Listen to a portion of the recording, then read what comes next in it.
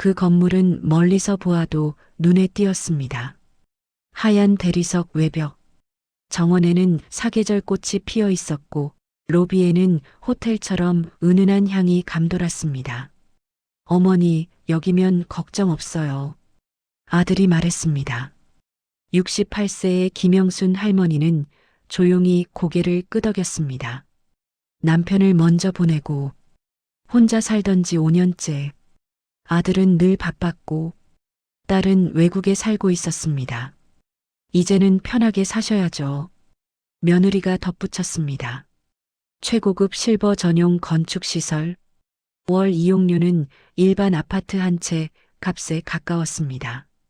식사 제공, 24시간 간호 인력, 헬스장, 문화센터, 작은 도서관까지 모든 것이 완벽해 보였습니다. 엘리베이터 문이 열리자 호텔처럼 넓은 복도가 펼쳐졌습니다. 여기가 어머니 방이에요. 문을 열자 통유리 창문 너머로 도시가 내려다 보였습니다. 고급 원목 가구, 은은한 조명, 호텔 침구 같은 침대, 겉으로는 부족함이 하나도 없어 보였습니다. 그런데 영순 할머니는 그날 밤 잠을 이루지 못했습니다. 조용했지만 이상하게 고요했습니다. 너무 조용해서 심장 소리가 들릴 정도였습니다. 이렇게 좋은 데인데 왜 이리 허전하지? 아침 7시 정해진 시간에 스피커에서 잔잔한 음악이 흘러나왔습니다. 좋은 아침입니다. 오늘의 건강 프로그램은 기계적인 안내 멘트, 식당에 내려가니 정갈한 한식 뷔페가 준비되어 있었습니다. 반찬은 영양사가 계산한 수치대로, 국은 싱겁고 밥은 부드러웠습니다. 여기 음식은 정말 좋아요. 옆자리 할머니가 말했습니다. 자식들 눈치 안 봐도 되고 영수는 미소를 지었습니다. 하지만 이상했습니다. 사람들은 많았지만 대화는 깊지 않았습니다. 모두가 비슷한 사연을 가지고 있었지만 누구도 속 이야기를 꺼내지 않았습니다. 왜일까요? 여기는 불편한 감정을 드러내기엔 너무 고급스러운 공간이었습니다. 한 달이 지나자 영수는 이곳의 규칙을 깨닫기 시작했습니다. 외부 음식 반입 금지, 외박 시 사전 신고, 개인 가전 사용 제한, 방문객 출입 시간 엄격 통제, 안전을 위한 규정입니다. 직원은 항상 공손했습니다. 하지만 영순의 마음에는 점점 작은 균열이 생기고 있었습니다.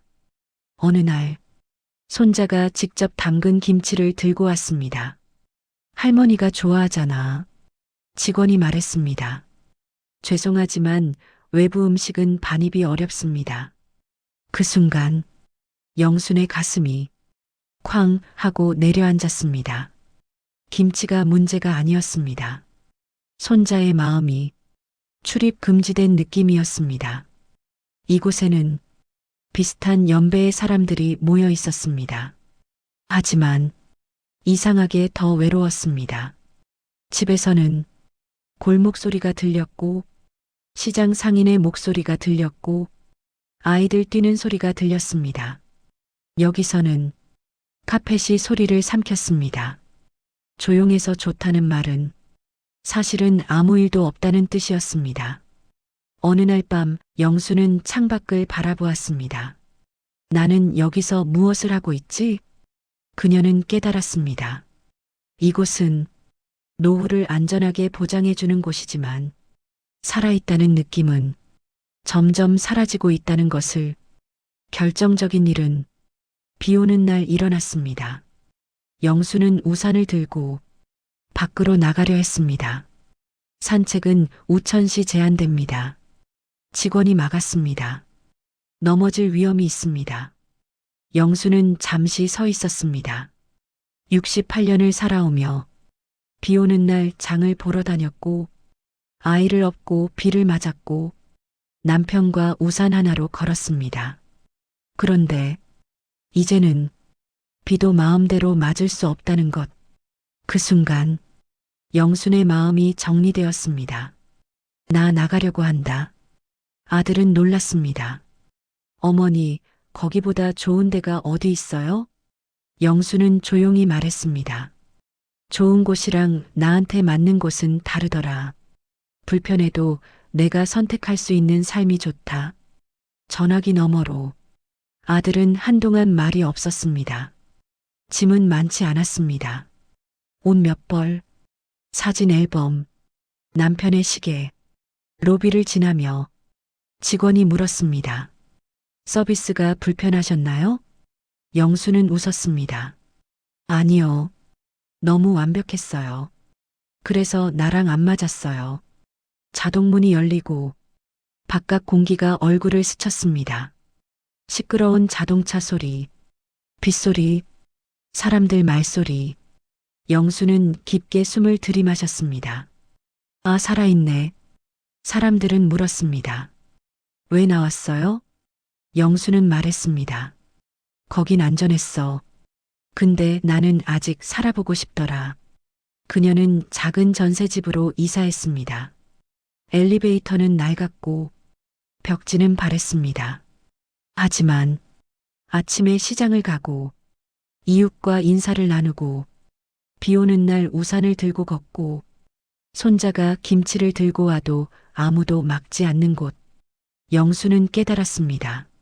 노후에 필요한 건 완벽함이 아니라 선택권이라는 것을. 최고급 시설은 몸을 보호해 줄 수는 있습니다. 하지만 마음을 대신 살아줄 수는 없습니다.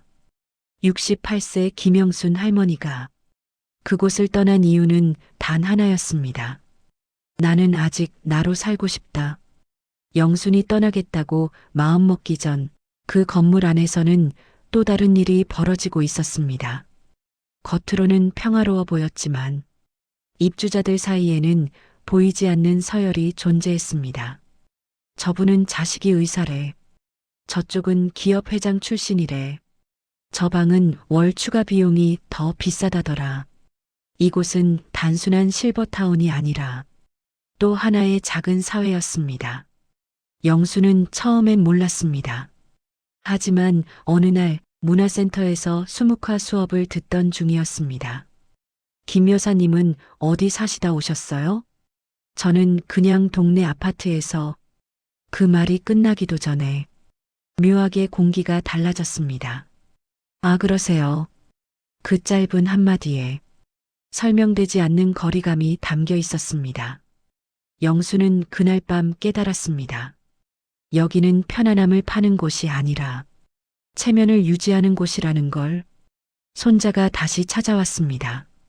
이번에는 김치를 들고 오지 않았습니다. 대신 작은 화분 하나를 들고 왔습니다. 할머니 방에 놓으면 예쁠 것 같아서.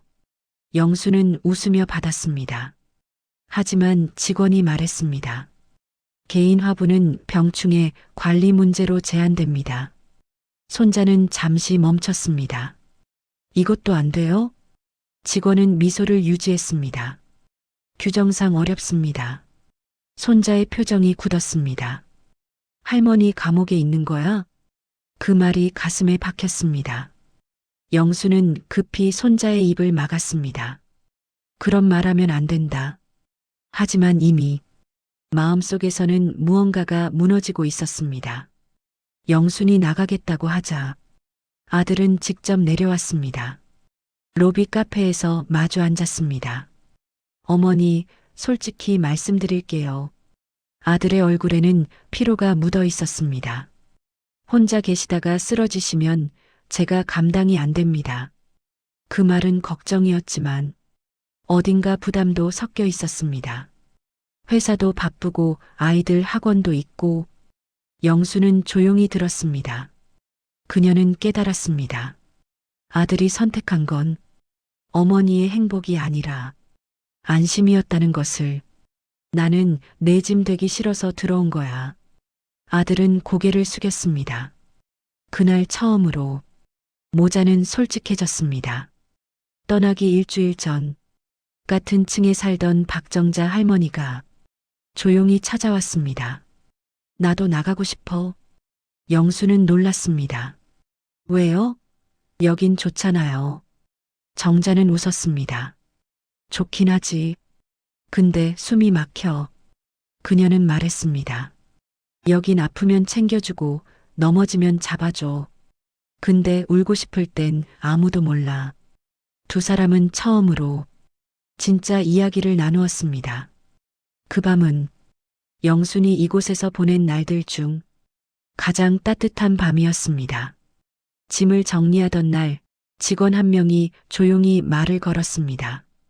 사실 저도 어머니 또래 부모님이 계세요. 그는 잠시 망설이다 말했습니다. 여기 계신 분들 다들 편해 보이지만 밤에 오는 분들 많아요. 영수는 가만히 들었습니다. 그래도 규정은 바꿀 수 없어요. 영수는 웃었습니다. 규정이 사람을 살게 하진 않잖아요. 직원은 아무 말도 하지 못했습니다. 비가 멈춘 오후였습니다. 낡은 전셋집 창문을 열자 시장 소리가 들려왔습니다. 두부 1,000원이요. 고등어 싱싱해요. 영수는 웃었습니다. 이 소음이 그녀에겐 음악이었습니다. 냉장고는 작았고 식탁은 오래됐지만 마음은 이상하게 가벼웠습니다. 그날 밤 처음으로 깊게 잠들었습니다. 몇 달 뒤 영수는 전화 한 통을 받았습니다. 박정자 할머니였습니다. 나 나왔어. 정자의 목소리는 떨렸지만 어딘가 밝았습니다. 우리 시장에서 만나자. 두 사람은 시장 입구에서 마주보며 웃었습니다. 그 웃음은 그 어떤 고급 조명보다 환했습니다. 시간이 지나자 아들이 달라지기 시작했습니다. 주말마다 아이들과 찾아왔고 직접 반찬을 만들어 오기도 했습니다. 어머니, 여기 좋아 보이네요. 영수는 대답했습니다. 응, 불편해. 아들이 웃었습니다. 그래도 살아있는 느낌 나죠? 영수는 고개를 끄덕였습니다. 그 순간 아들은 이해했습니다. 부모에게 필요한 건 완벽한 보호가 아니라 존중이라는 걸. 최고급 시설은 노후를 관리해 줄 수는 있습니다. 하지만 삶을 대신 살아주지는 못합니다. 68세 김영순 할머니가 떠난 이유는 불편함 때문이 아니었습니다. 그녀는 선택했습니다. 나는 아직 보호받는 사람이 아니라 살아가는 사람이고 싶다. 영순이 떠난 지 석 달이 지났습니다. 그녀가 살던 방에는 새로운 입주자가 들어왔습니다. 그러나 건물 안에서는 조용한 변화가 시작되고 있었습니다. 박정자 할머니가 나간 뒤 같은 층에 살던 이들이 수군거렸습니다. 왜들 자꾸 나가는 거야? 뭔가 문제 있는 거 아냐? 하지만 공식적인 공지는 없었습니다. 이곳은 항상 안정적이어야 했기 때문입니다. 어느 날 입주자들에게 통지서가 배포되었습니다. 시설 유지비 상승으로 인해 다음 달부터 월 관리비 15% 인상, 식당이 술렁였습니다. 이미 비싼데 또 올린다고 자식들한테 말해야 하나. 겉으로는 여유 있어 보이던 사람들 역시 자식에게 손 벌리는 문제 앞에서는 표정이 굳었습니다. 이곳은 돈이 있어야 머물 수 있는 곳. 그리고 그 돈은 결국 자식들의 몫이 되기도 했습니다. 비가 억수같이 쏟아지던 밤, 한방에서 응급벨이 울렸습니다. 직원들이 뛰어갔습니다. 쓰러진 이는 기업 대표 출신이라던 장 회장이었습니다. 구급차가 오고 로비는 긴장으로 가득 찼습니다. 하지만 더 놀라운 건 그 다음 날이었습니다. 식당에서는 아무 일도 없다는 듯 정갈한 반찬이 놓였습니다. 사람들은 눈을 피하며 말했습니다. 연세가 있으시니까. 그날 밤 몇몇 어르신은 몰래 울었습니다. 나도 저렇게 되는 거 아냐? 영수는 그 자리에 없었지만 그곳의 공기는 변하고 있었습니다. 한편 영순의 집 아들은 어느 날 술 기운에 털어놓았습니다. 어머니, 사실 무서웠어요. 제가 아버지 돌아가실 때 옆에 못 있었잖아요. 그는 고개를 숙였습니다. 또 그럴까봐 그래서 어머니를 거기 모신 거예요. 영수는 처음으로 아들의 등을 토닥였습니다. 난 내가 날 밀어낸 줄 알았다. 두 사람은 그날 오래된 오해를 풀었습니다. 겨울 초입, 영순이 시장에서 돌아오다 빙판에 미끄러졌습니다. 무릎이 크게 부었습니다. 병원에서 치료를 받으며 아들은 걱정 어린 얼굴로 말했습니다. 봐요, 어머니. 그러니까 거기가 안전하다고 했잖아요. 영수는 잠시 생각했습니다. 그리고 조용히 말했습니다. 그래도 내가 선택해서 다친 거잖니. 그 말에 아들은 더 이상 아무 말도 하지 못했습니다. 며느리가 조심스럽게 말을 꺼냈습니다. 어머니, 꼭 그 건물 아니어도 조금 덜 엄격한 실버타운도 있어요. 영수는 미소 지었습니다. 난 시설이 필요한 게 아니라 사람이 필요해. 그 말은 집안 공기를 바꾸어 놓았습니다. 그 뒤로 손주들이 자주 찾아왔습니다. 집은 좁았지만 웃음은 넓어졌습니다. 몇 달 뒤 뉴스에 짧은 기사가 나왔습니다. 일부 고급 실버 시설, 과도한 운영비와 규정 문제로 입주자 이탈 증가. 영수는 그 기사를 조용히 읽었습니다. 화려함 뒤에 숨겨진 불안정한 구조. 그녀는 알았습니다. 자신의 선택이 틀리지 않았다는 것을. 시장 국밥집에서 정자가 말했습니다. 나 거기 있을 때 매일 밤 숨이 막혔어. 아플까봐 무서운 게 아니라 그냥 조용히 사라질까봐 무서웠어. 영수는 고개를 끄덕였습니다. 우린 아직 사라질 때 아니잖아. 두 사람은 웃었습니다. 봄이 왔습니다. 영수는 작은 텃밭을 가꾸기 시작했습니다. 흙을 만지며 생각했습니다. 완벽한 시설은 흙 냄새를 주지 않습니다. 규정은 안전을 주지만 자유를 주지는 않습니다. 노후란 누군가에게 맡겨지는 시간이 아니라 스스로 살아내는 시간이라는 걸. 68세 김영순 할머니가 최고급 실버 건축 건물을 떠난 이유는 불만이 아니었습니다. 그녀는 말합니다. 나는 아직 보호의 대상이 아니라 삶의 주인이고 싶었다. 완벽함보다 중요한 건 선택할 수 있는 하루. 비 오는 날, 우산을 들고 나갈 자유, 손자의 김치를 마음대로 먹을 자유, 그리고 누군가의 눈치를 보지 않고 웃을 수 있는 자유. 영순의 하루는 달라졌습니다.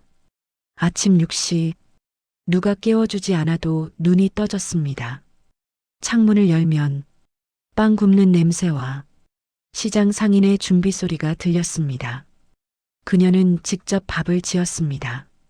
실버타운에서 먹던 정갈한 영양식보다 조금 짜고 조금 거칠었습니다.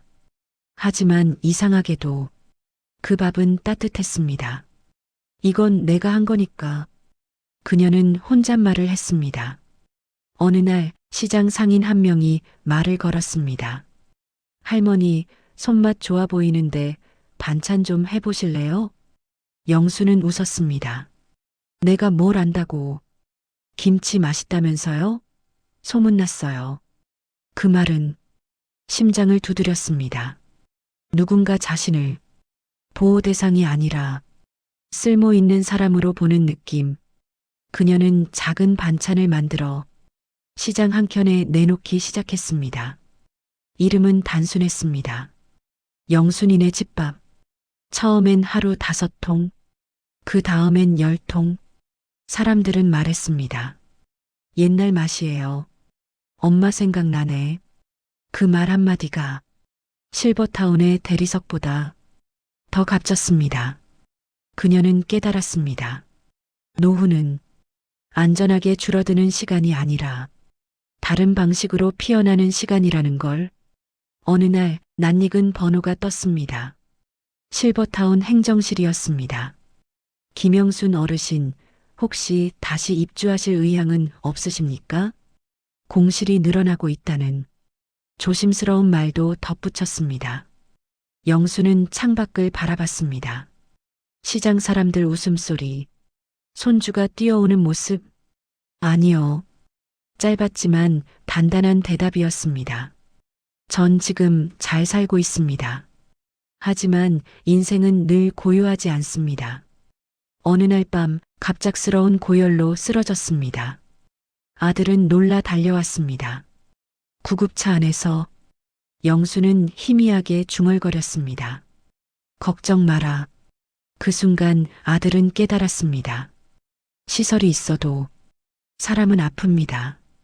그러나 곁에 누가 있느냐가 더 중요하다는 것을. 병원에서 며칠 치료 후 영수는 회복했습니다. 손주가 말했습니다. 할머니, 우리 집 와서 같이 살자. 영수는 미소 지었습니다. 나는 여기서 살 거야. 왜요? 여긴 내가 선택한 자리니까. 시장 골목. 정자가 울먹이며 말했습니다. 나 아들이 다시 들어가라는데. 영수는 조용히 손을 잡았습니다. 겁나서 그러는 거야. 사랑이긴 한데 겁이야.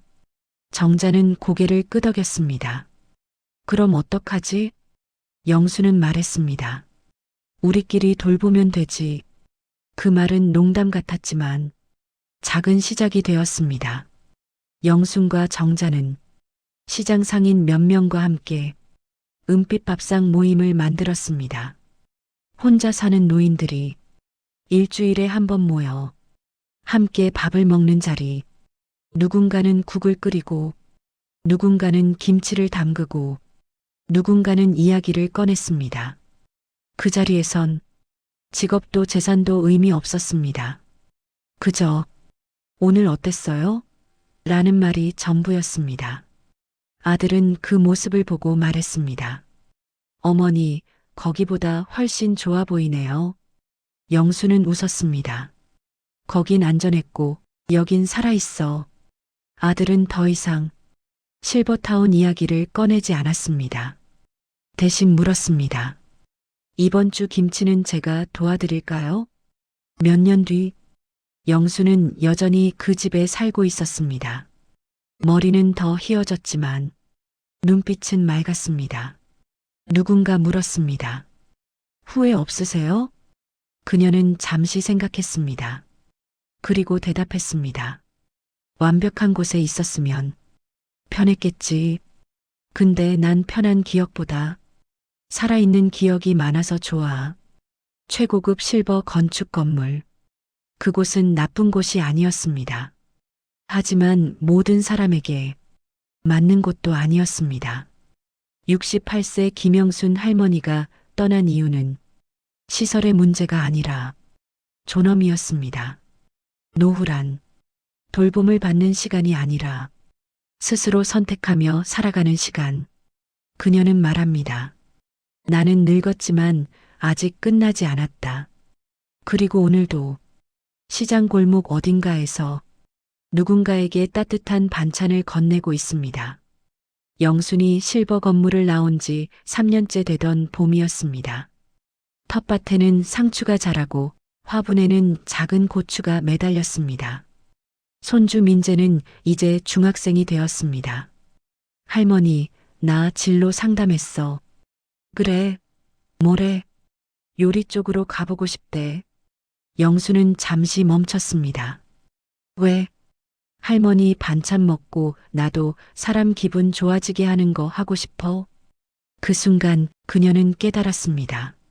자신의 선택이 단지 자기 인생만 바꾼 게 아니라는 것을. 어느 날 병원 진료를 마치고 돌아오는 길, 버스 창밖으로 그 건물이 보였습니다.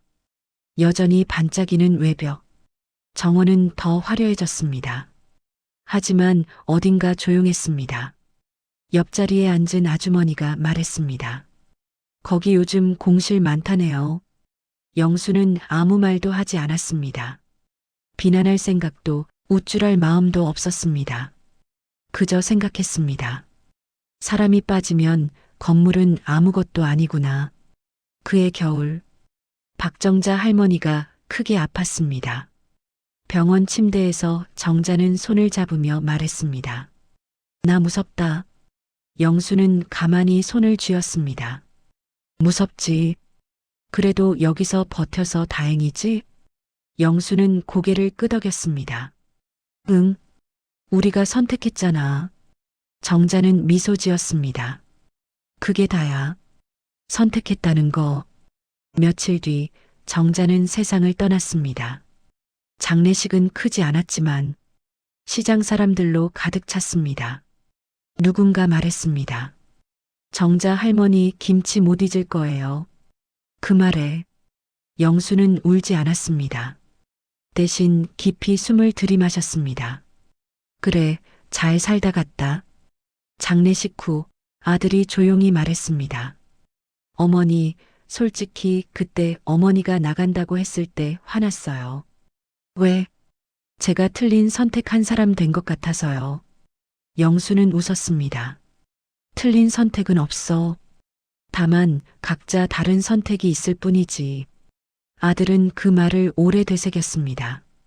70세를 넘기며 영순의 몸도 예전 같지 않았습니다. 손목이 시리고 허리가 자주 아팠습니다. 며느리가 조심스럽게 말했습니다. 어머니, 저희 집 근처로 이사 오시면 어떠세요? 예전 같으면 거절했을 말.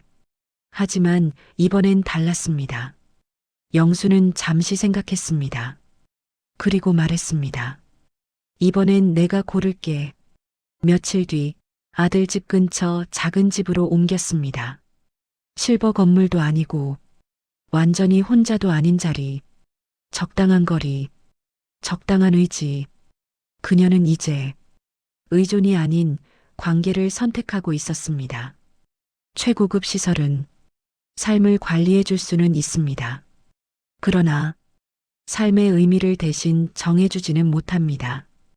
68세의 한 선택은 70세에도 75세에도 이어졌습니다.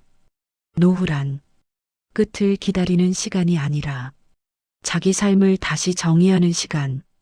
그리고 김영수는 끝까지 자신의 이름으로 살았습니다.